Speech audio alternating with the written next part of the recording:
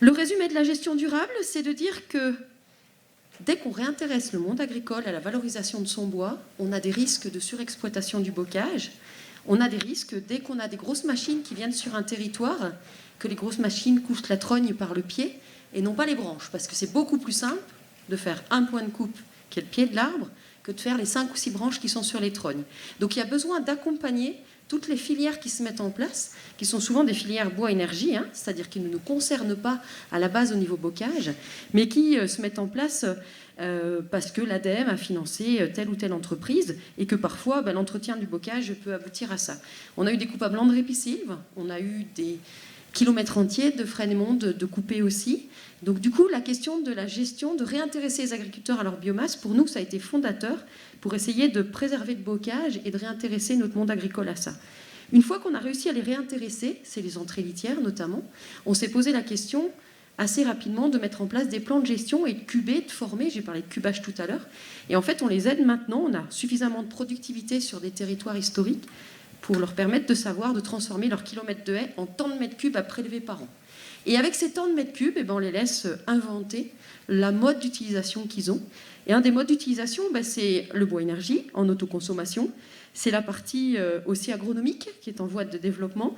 Et la partie litière, alors moi je vous avoue que ça a été en 2003, la sécheresse de 2003, on n'était pas opérationnel. C'est en 2006 que j'ai vu les premières vaches sur plaquettes de bois. Et en 2011 qu'on l'a développé sur la sécheresse de 2011, et puis 2018-2019 nous ont permis de marquer l'essai et de le développer à très grande échelle dans certains départements où un agriculteur sur 4 pratique la litière plaquette. Pour moi, c'est un des moyens de sauver les têtards et de sauver le bocage en globalité. Alors là, c'est les mêmes photos, donc c'est l'Auvergne, mais c'est les mêmes photos que toi tout à l'heure. L'arbre était hyper sollicité, hyper cultivé, ultra cultivé. Donc ça, c'est dit depuis ce matin, et un homme faisait 100 fags au jour à l'époque. Par contre, dans le Massif central, contrairement à la Matésine, même si la Matésine, vous avez encore 23% des frênes qui sont exploitées régulièrement, dans le Massif central, dans le sud Massif central, entretenir les frênes fait partie d'une bonne image de l'exploitation agricole. C'est une norme sociale. Une exploitation bien tenue taille régulièrement ses frênes. Du coup, on a une forte intensité d'exploitation des frênes, essentiellement pour la feuille, et depuis maintenant une quinzaine d'années, effectivement aussi pour la litière. Alors ça, c'est le principe de l'agroécologie, qui est une agroécologie moderne. L'idée, c'est comment l'arbre peut devenir apporter de la souplesse dans les systèmes de production. L'idée, c'est qu'il puisse dépanner en termes de fourrage et en termes de bois. Pour la litière, ça, c'est la notion d'autonomie propre à l'agroécologie. En fait, si l'arbre peut dépanner les années compliquées, ça permet de faire de la trésorerie et de dépanner sérieusement. Et du coup, fourrage plus entrée litière, c'est très intéressant les années où il y a une sécheresse nationale, la paille a flambé, il n'y a pas de foin dans les granges, et c'est là où l'entrée fourrage et l'entrée litière est passionnante. Alors on a testé les machines, donc les machines ne nous allaient pas, mais elles s'imposaient à nous, de toute façon elles étaient dans les territoires, donc on a plutôt poussé à ce que les CUMA s'équipent le plus rapidement possible pour justement prendre la main sur le territoire agricole et qu'il y ait le moins d'entreprises forestières qui s'y mettent, parce que les entreprises forestières, on a du mal à les maîtriser, elles font ce qu'elles veulent, et leur client c'est l'agriculteur, alors que les CUMA sont subventionnés par des financements publics, et du coup il y a toujours possibilité de dialogue. Donc on a passé beaucoup de temps dans des pelleteuses comme ça, là, pour former les chauffeurs des CUMA, et leur apprendre à bien utiliser cet outil, pas aller trop vite, prendre le temps, réexpliquer à l'agriculteur, il faut recouper derrière. Et puis on a formé les agriculteurs, donc une entrée litière, c'est quoi ? C'est déjà faire le tour des stabules, regarder où est-ce qu'ils veulent tester la litière plaquette, comment ils vont l'utiliser, donc quel volume ils vont avoir besoin. Ensuite, il faut regarder où est-ce qu'ils vont les faire sécher, donc on cherche aussi la procédure autour des bâtiments. Et puis ensuite, on les forme pour organiser des chantiers de coupe, aussi bien dans le bocage que sur les arbres têtards. Et donc ils sont avec la bombe forestière, et puis on leur apprend la théorie, puis après ils marquent leur coupe. Et la marque de coupe, on est en accord avec les entreprises qui y interviennent. T4, c'est un tétard à 4 mètres. C, c'est CP au sol. Et puis une croix, c'est un abattage définitif. Donc du coup, on a des codes et l'agriculteur apprend à le faire et à comprendre les modèles de productivité. Ensuite, alors revenez. Donc c'est un chantier d'ensilage, c'est pas compliqué du tout. Un chantier d'ensilage, ils sont équipés. Aujourd'hui, beaucoup de départements sont équipés, notamment l'Isère, avec une CUMA de déchiquetage qui est très performante à l'échelle d'Auvergne-Rhône-Alpes. Je crois que c'est celle qui déchiquette le plus d'ailleurs. Et derrière, on leur apprend à faire sécher les plaquettes comme il faut. On n'a parfois pas de place en bâtiment.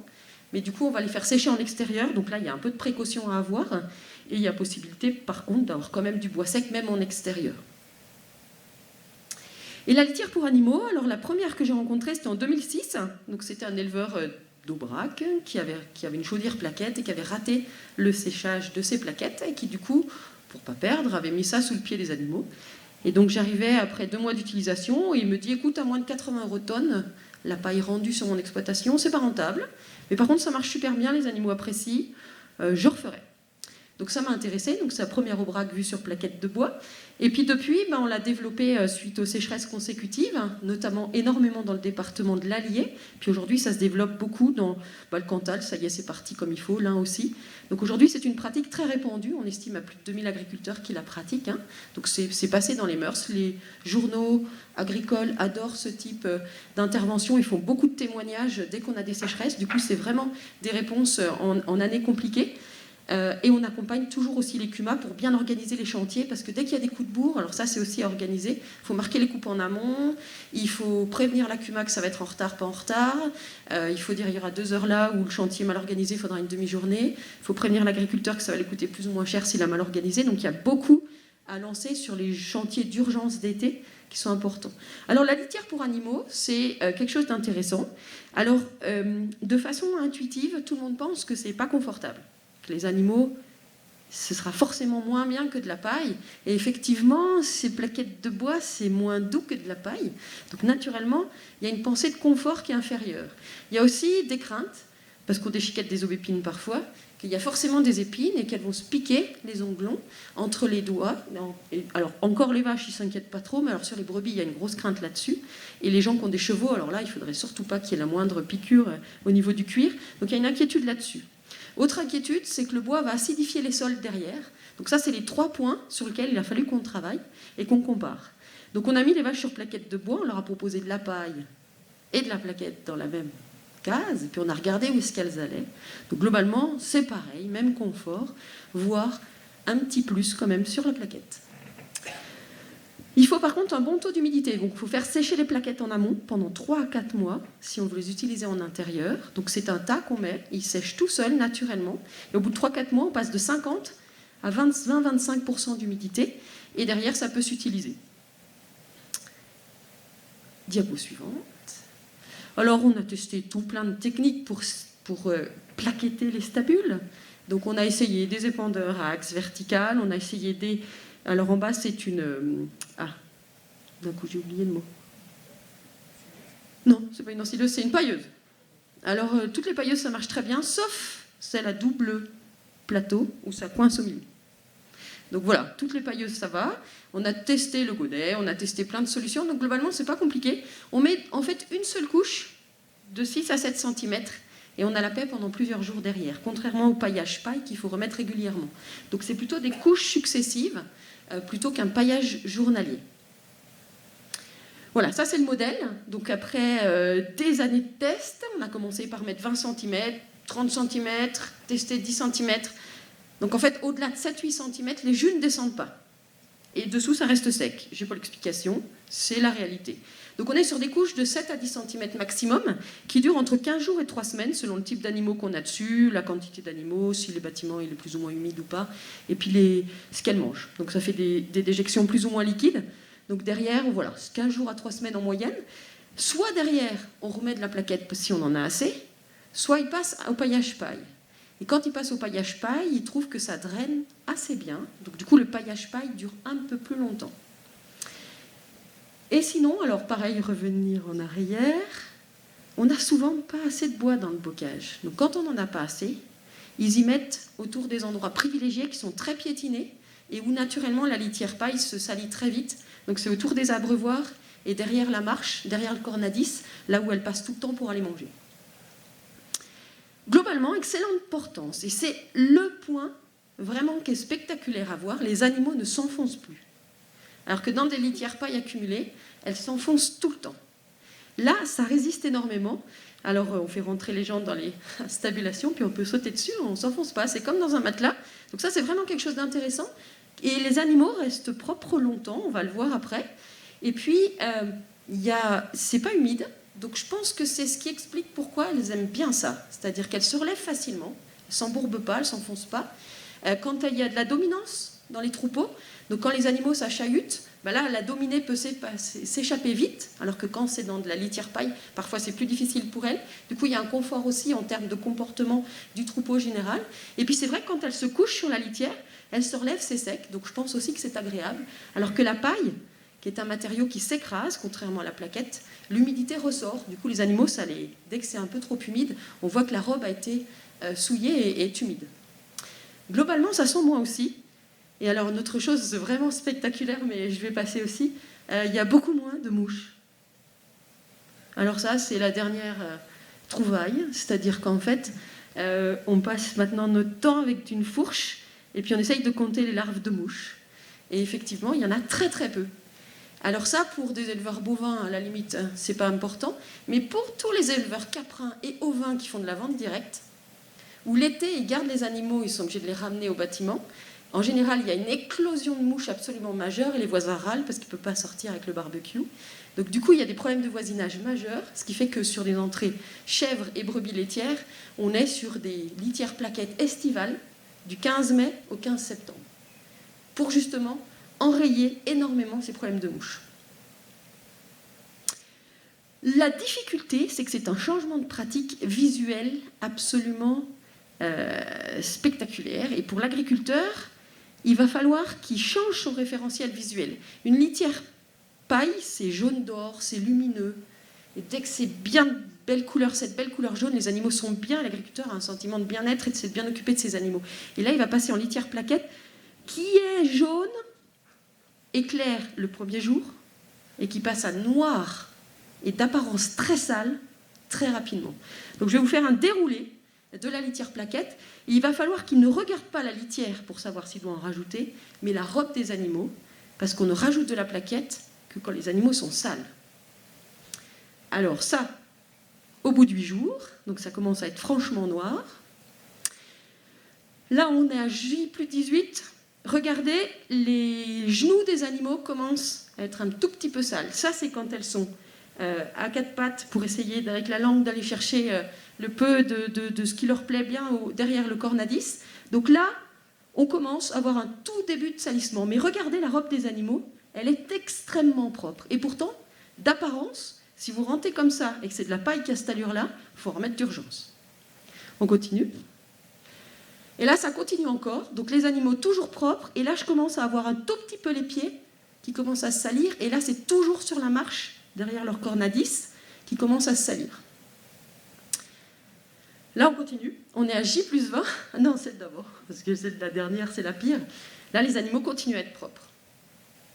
Et là, pourtant, d'apparence, c'est inadmissible. Visuellement. Mais vous marchez dessus, vous avez presque rien qui colle aux bottes. Mais d'apparence, c'est inadmissible. Et c'est très dur, ça, pour les éleveurs. Et ça ne marche qu'en ferme, une année de sécheresse, parce que de toute façon, la trésorerie est trop tendue. Donc, ils sont capables d'aller tirer la litière jusqu'au bout. Sinon, ils ont tendance à en remettre avant. Et là, c'est la fin.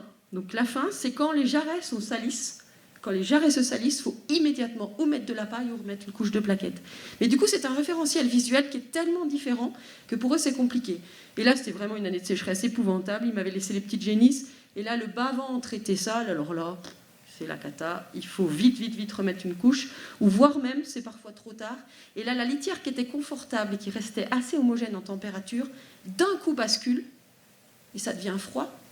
Et ça devient humide. Et même si on rajoute de la plaquette, eh bien, on n'y arrive pas à la reprendre. Alors que juste avant, tant que c'est les jarrets qui sont sales, je remets 10 cm et c'est reparti pour 20 jours. Alors, techniquement, rapidement, on a été relayé par des structures de recherche, donc dans des fermes expérimentales. Et en fait, là, on a eu un blocage sociologique majeur. C'est pour ça que je dis que ça s'accompagne. Nous, nos éleveurs, tous ceux qui démarrent, on y va tous les 2 jours. Parce que sinon, ils vont remettre de la plaquette trop tôt et ce ne sera pas économiquement rentable.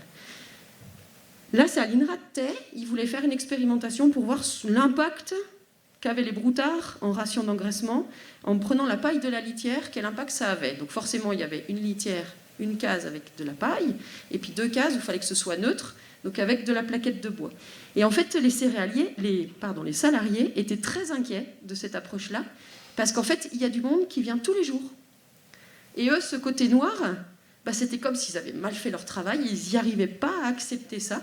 Du coup, il fallait qu'on y aille tous les jours pour les empêcher de remettre de la plaquette. Et tous les jours, on leur disait, ils disaient, c'est pas possible, c'est inadmissible. Et puis après, on leur disait, ils se couchent? Oui. Ils sont propres? Ah ben oui. Ah ben alors, ah ben on attend demain.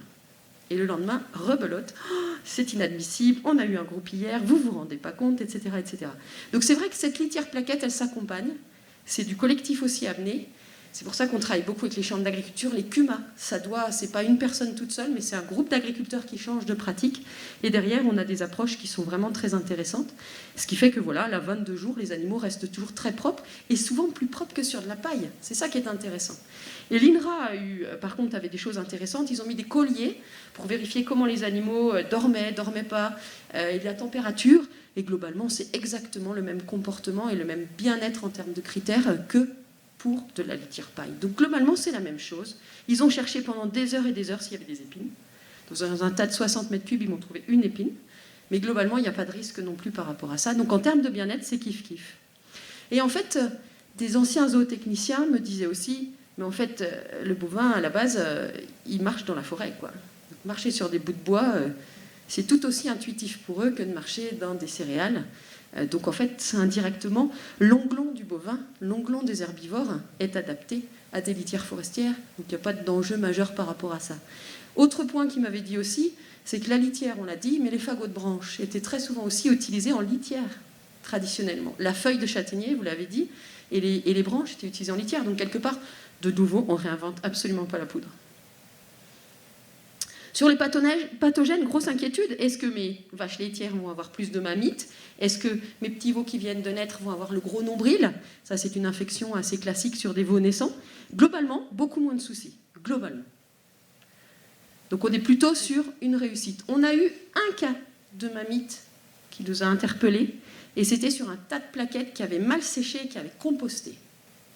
Et aujourd'hui, on le reteste à grande échelle pour comprendre ce phénomène-là, avec la communauté de communes des Monts du Lyonnais qui teste du compost en litière. Et on va voir ce que ça va donner, s'il y a des problèmes pathogènes particuliers. Mais globalement, de la plaquette sèche, pas de souci. Et puis voilà, globalement, on rattrape même des problèmes de mammites sur des problèmes en bâtiment sur vache laitière. Et puis on l'a testé en extérieur parce qu'ils m'ont tout inventé, c'est-à-dire qu'on a lancé la litière plaquette en bâtiment, ça on maîtrisait bien, on l'a fait à très grande échelle. Et puis petit à petit, j'en ai qui m'en ont mis en extérieur autour des râteliers. Ça, c'était au moment de la crise FCO, fièvre catarrhale ovine. Les frontières étaient fermées, il y avait des lots de broutards qui attendaient dans les champs, il n'y avait plus de place en bâtiment. Et du coup, ben voilà, des entrées où on a mis de la plaquette de bois autour des râteliers. Ça, à droite, c'est une aire d'attente pour des vaches laitières. L'aire d'attente, c'est souvent un endroit où il y a beaucoup de déjections. Ça sent mauvais, il y a des problèmes de voisinage. Et souvent, c'est des déjections qui sont captées dans des fosses, mais pas toujours bien. Donc il y a aussi des points de pollution importants. Du coup, les aires d'attente, l'été, on met 15 cm et ça dure tout l'été. Et on récupère un fumier qui est très riche. Les animaux vont bien, il y a beaucoup moins de mouches, donc c'est quand même très confortable. Donc on est aussi sur des chemins de vaches laitières qui sont qu'en plaquettes de bois. Alors en extérieur, le seul truc à savoir, c'est qu'il faut mettre la plaquette en fin d'été, mais surtout pas une fois que les animaux ils ont tout patchiqué autour des râteliers, parce que là c'est trop tard, on n'arrive plus à remettre de la plaquette. Mais avant, ça marche très très bien, donc avec un confort qui est super. Donc en plein air intégral, aujourd'hui on dit, voilà, vous plantez des haies pour mettre les animaux à l'abri et vous déchiquetez les haies pour leur faire un couchage de qualité. Aire d'attente de vaches laitières, donc un de nos essais, qui marche très bien. Et là, voilà, c'est des bovins qui sont sur toute une aire en plein air intégral. Les Highlands, en général, restent dehors. Et du coup, voilà, elles ont leur aire à elles. Et puis, donc, pour rentrer dans le champ, pour les affourager, c'est facile. En termes de dominance, il n'y a pas trop de problème. Il ne faut pas trop faire trop petit la zone extérieure. Et l'agriculteur, en plein air intégral, on ne récupère pas de fumier. C'est souvent des agriculteurs en agriculture biologique. Donc, c'est un moyen de récupérer du fumier. Et puis d'autres ont inventé d'autres choses. Donc là, c'est un agriculteur du Cantal qui s'est mis à mettre 1 mètre cube tous les 3 jours sur son aire raclée. Les aires raclées, en fait, c'est rainuré, c'est en béton, et souvent les animaux glissent. C'est rare qu'il n'y ait pas une vache qui se casse une patte et qui doive aller à l'abattoir. Et là, en fait, en mettant cette plaquette de bois, elle ne glisse plus du tout. Et du coup, même les jours où il oublie, elles râlent. Elles ont le gros dos, elles n'apprécient pas, elles ont peur de glisser, etc. Donc quelque chose d'intéressant. Donc je le dis comme ça à une formation. Et le lendemain, il y en a 2 ou 3 qui ont dit « Ok, on va y mettre dans les bétaillères, elles glisseront moins aussi. » Donc du coup, il y a plein de pratiques qui se mettent en place et chacun teste à sa façon. Et puis on l'a testé sur d'autres animaux. Alors les grandes inquiétudes, c'est ceux d'en bas, hein, les petits cabris, les chèvres, les brebis. Alors là, les inquiétudes, c'était est-ce que ça se colle dans la laine? Est-ce que ça se colle entre les ongles, avec des risques de piétins et de pas mal de soucis de maladie? Alors, énormément d'inquiétudes, surtout qu'en bas, on a démarré directement avec des fermes expérimentales. Et les hypothèses de travail n'étaient pas est-ce que la litière plaquette est aussi confortable que la litière paille? Les hypothèses de travail des chercheurs, c'était est-ce que la litière plaquette n'est pas moins confortable que la litière paille? Et c'était systématiquement dans du négatif, donc il y avait beaucoup d'inquiétudes. En termes de bien-être, je voyais les chercheurs être très inquiets au début, et les petits cabris et les petits agneaux ont clairement dit qu'ils préféraient la litière plaquette pour jouer et pour se coucher. Voilà. Et pardon, s'y revenait avant. Donc un des grands avenirs qu'il y aura à faire plus tard, donc premier essai, et essai donc testé sur 2 bâtiments, donc en cochon. Donc c'est des aires paillées, parce qu'aujourd'hui le caillebotis c'est un peu critiqué, hein. Donc c'est possible que le caillebotis aille vers plutôt des aires paillées pour que les animaux expriment mieux leur comportement naturel. Alors là c'est génial, on a mis 60 cm, on ne savait pas trop comment s'y prendre, on a mis 60 cm, au début les petits cochons étaient petits, donc ils fouissaient sur 10 cm, puis après ils ont grossi, 20 cm, puis à la fin on avait des gros pépères qui rentraient complètement dans les 60 cm, on voyait le groin qui passait, ils labouraient toute la journée, ils avaient un comportement, l'éleveur parlait de comportement joyeux et beaucoup moins agressif, et du coup, voilà, c'est lui qui de loin, est l'animal sur qui il faut mettre de la plaquette de bois, et ça peut être aussi des avenirs assez importants parce que c'est vite des volumes importants. C'est un moyen de ne pas avoir du lisier, d'avoir un produit qui va être beaucoup plus stable en utilisation et en compost derrière. Donc même en termes agronomiques, c'est vraiment quelque chose d'intéressant. Donc là, on commence à travailler avec une coopérative pour essayer d'y mettre à plus grande échelle. Mais il faut vite des gros volumes et très souvent, le bocage ne les fournira pas. C'est-à-dire qu'il n'y a pas assez de bois. Ou alors, il va falloir remettre les trognes plein pot en production et en refaire plein pour pouvoir produire ces questions-là. Parce que notre retour d'expérience, c'est que dès qu'ils y ont pris goût, ils cubent, ils regardent ce qu'il y a dans le bocage, et d'un coup, il n'y a plus assez de bois. Donc ils se mettent à clôturer les berges vachement plus loin, à me remettre des trognes dans tous les sens. Mais en fait, même avec ça, souvent on manque quand même de bois, donc on ne pourra jamais substituer l'intégralité de la plaquette des litières de paille vers de la plaquette de bois. Par contre, l'année de la sécheresse, ça sauve les trésoreries. Et c'est ça que j'ai envie qu'ils retiennent, c'est-à-dire que vraiment, l'année où c'est compliqué, on donne la feuille, on utilise la plaquette, et quelque part, on tape dans le bocage l'année qu'il faut, et l'arbre attend ça. Parce que l'herbe, il faut la récolter tous les ans. L'arbre, on le récolte l'année qu'on veut, le mois qu'on veut. Donc il est quand même vachement souple. Et cette souplesse, il n'y a que lui qui peut l'apporter, donc c'est vraiment quelque chose d'intéressant. Voilà, et au niveau agronomique, alors ça, très important aussi, hein, on a fait beaucoup d'essais de fumier, et puis on a essayé de comprendre comment ça marche. Alors j'ai eu la chance de rencontrer Ernst Zürcher il y a quelques années, qui m'a fait comprendre cette histoire de tanin. Le tanin, c'était le polyphénol qu'il a expliqué hier, qui met 18 mois à se dégrader dans le sol. Pendant 18 mois, c'est un produit anti-champignon, c'est le cœur du bois. Le bois de cœur, c'est riche en tanin. Donc les troncs sont très riches en tanin. Les branches, beaucoup moins. Et alors, les branches de bois blanc, quasiment pas de tanin. Donc tout ce qui est ripisylve et le porte-cours d'eau, quasiment pas de tanin. Les branches de trogne, très peu de tanin. Donc globalement, on a un produit qui n'a pas de produit anti-champignon et qui ne va pas mettre 18 mois à se dégrader en étant un produit anti-champignon dans les sols. Donc globalement, quand vous faites de la culture de branches, comme c'est le cas des trognes, le risque d'acidification est de 0. A l'inverse, si je déchiquetais que du tronc de chêne, de châtaignier, de robinier acacia ou de résineux, là, il y a un risque d'acidification parce que ça met 18 mois à se dégrader, les fameux polyphénols, et pendant 18 mois, c'est un produit anti-champignon. Donc pendant 18 mois, un produit anti-champignon dans le sol, c'est l'inverse de ce qu'on veut faire. Donc du coup, il faut bien avoir conscience qu'on a 2 types de produits. Ça va en notre faveur, ça va en faveur des trognes, ça va en faveur d'un produit qu'on peut trier sur les exploitations. Aujourd'hui, la filière bois-énergie a besoin des troncs. Nous, en agronomie et en litière, on a besoin des branches. Donc il y a aussi des complémentarités à mettre en place sur les territoires. Alors on peut composter. Juste pour terminer, un exemple qui vous ressemble, hein, c'était aussi toujours pour faire des parallèles, c'est le lycée agricole de Saint-Flour dans le Cantal. Sur 3 km, il y a 700 frênes. En fait, ça va à une vitesse spectaculaire, hein, les quantités d'arbres. Hein. Je suis toujours à plus ou moins mes 22 mètres cubes par kilomètre et par an. On a fait plusieurs chantiers d'exploitation pour mettre les brebis. C'est là où on a fait des expérimentations brebis. On va passer. Hein. Et puis, on a fait des TP zootechnie avec les jeunes, parce que ça, c'est intéressant. Donc, on a commencé par couper les branches. Donc, c'est ce que vous me posiez comme question tout à l'heure. Ils ont arraché les feuilles, ils ont pesé les feuilles. On avait les rations, les données fourragères de l'INRA de Lusignan qui nous permettaient d'avoir des données intéressantes. Et derrière, ils ont fait des TP. Et c'était les TP rations de survie. Comment je fais tirer mes animaux sans qu'ils maigrissent trop. Donc, en leur mettant de la paille au râtelier. Et puis en leur proposant du fourrage à côté. Donc on a fait des TP, donc ça ils aiment bien, hein, c'est quelque chose d'assez rigolo à faire avec eux. Mais il a fallu effectivement aller peser.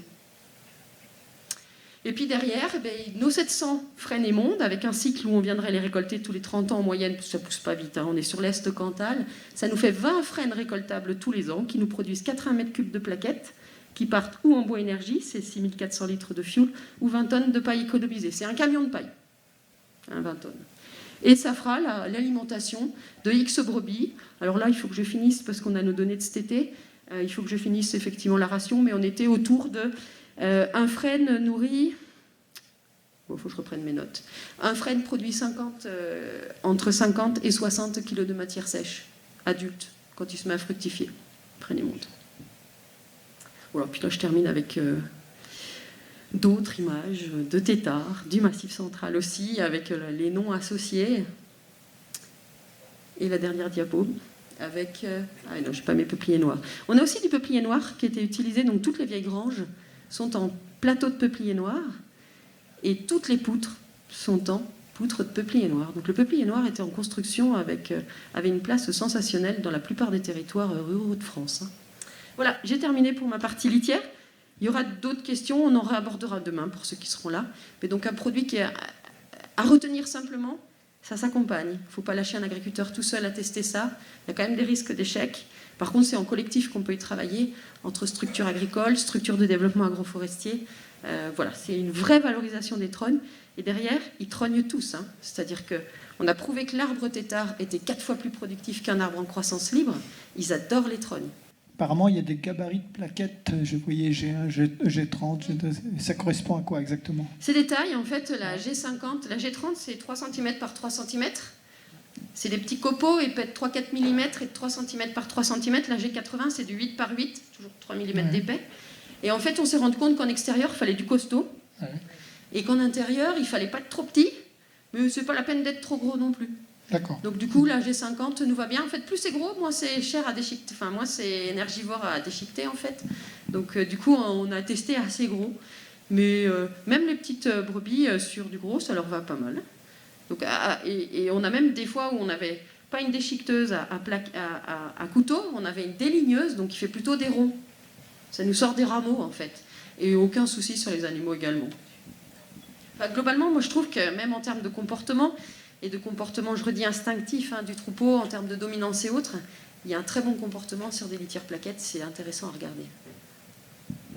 Moi j'avais juste une question par rapport au fumier qui sortait et le retour des agriculteurs que vous aviez eu par rapport à la qualité du fumier et l'utilisation qu'ils en faisaient.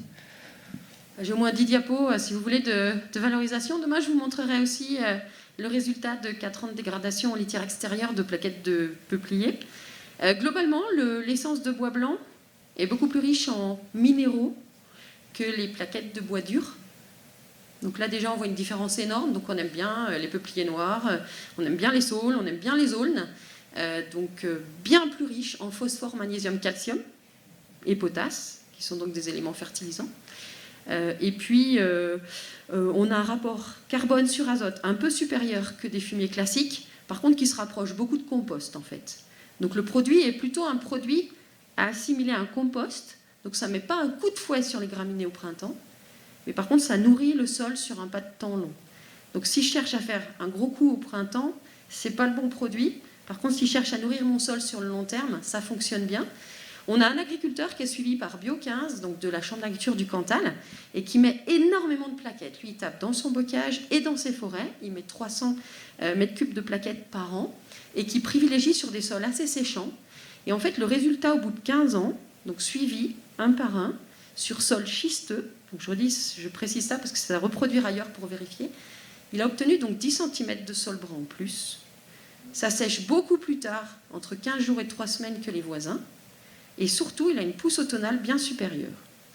Alors autant le printemps, je comprends, Autant la pousse au tonnage, je ne sais pas. Mais une histoire de champignons ou autre chose, ou de sucre fourni par les champignons. Il y a certainement des choses, mais ce qui est sûr, c'est que lui, en mettant de la plaquette de bois dans ses sols, il a 1 à 2 mois de pousse de plus que les voisins. Donc aujourd'hui, il ne se pose pas de questions. Il est vraiment sur la litière plaquette, plein pot, plein pot, plein pot. Et j'en suis presque à me dire qu'entre vendre l'effet brise-vent et de remettre du bois dans les sols, il y a une vraie question à se poser. Mais il y a surtout tout un champ de recherche à développer. Parce que là, il se passe quelque chose. C'est-à-dire que concrètement, ça marche vraiment bien. Mais c'est toujours à dire d'éleveur. Donc, à dire d'éleveur, tant qu'il n'y a pas un tampon INRA, Chambre d'agriculture, pour valider, rassurer, bah, c'est toujours un peu long. Ce qui est sûr, c'est qu'aujourd'hui, voilà, aucun problème. Et on est plutôt sur améliorer les prairies. Et les cultures aussi. Mais c'est vraiment intéressant. Et on n'a pas la fin d'azote du fait qu'on a mis de la litière. Est-ce que les stabules qui ont été copotés, pas paillés, mais pas paillés en copeaux, est-ce que tout ont été en bétonné? Non, il y avait... souvent, l'air bétonné, c'est seulement autour du râtelier, enfin du cornadis. Ailleurs, c'est de la pleine terre. D'accord, ok. Et j'avais une autre question. Est-ce qu'il y a des tests qui ont été faits avec du ramen, du bois tannique en copeaux pour des caprins ou ovins? Non.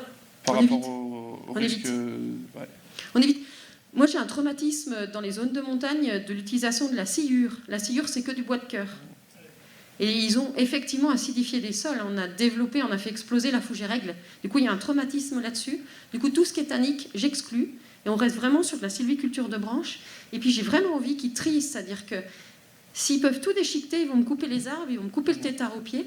Alors que sur cette sylviculture et sur cette entrée des fumiers, en expliquant vraiment ce qui est tannique, ce qui n'est pas tannique dans le bois, eh ben, le tronc, on lui fout la paix, on cultive l'arbre, on cultive la branche. Et du coup, c'est vraiment aussi un moyen de bien comprendre les stratégies de l'arbre et d'expliquer ça et de leur faire adhérer à cette question-là.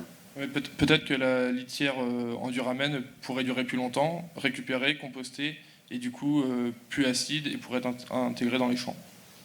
Oui, puis il y a une entrée, alors surtout pour les résineux aussi, de composés aromatiques avec des animaux qui n'ont pas du tout de problème pulmonaire de tout un hiver. Enfin, il y a d'autres choses qui seront à creuser certainement et à développer. Mais on débute, donc c'est vrai que c'est des choses hyper intéressantes. Mais alors moi, ce qui me plaît beaucoup, c'est le à dire d'éleveur et de travailler avec des éleveurs et puis ensuite confier ça à la science. Et puis d'accompagner la science, parce que la science est parfois plus réfractaire que les éleveurs à pratiquer. Donc ça, c'était pour moi aussi une grande leçon en termes de développement agricole. Qu'est-ce qui fait innovation et comment rendre l'innovation intéressante et scientifiquement validée. Ouais. Mais il a fallu passer aussi du temps dans toutes les fermes XP pour éviter les erreurs.